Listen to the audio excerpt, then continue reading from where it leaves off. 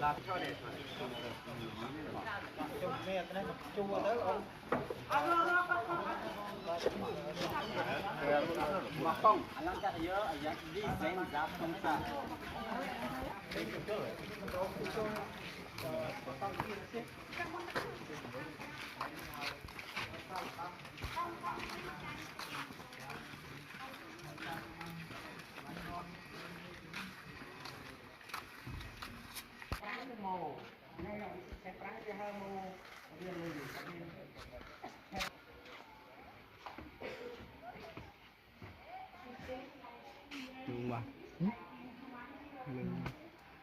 Tas câu.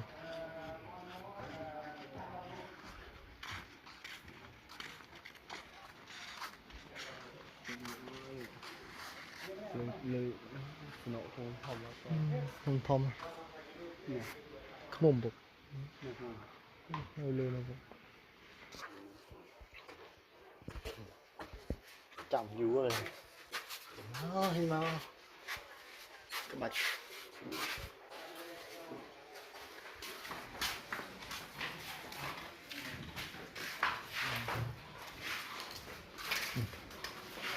chuyện hơn nữa.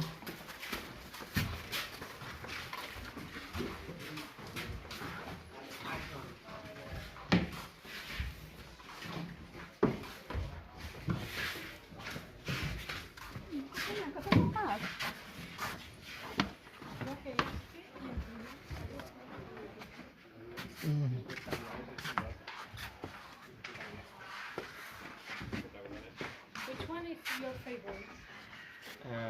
You can say this one near here, and the other one is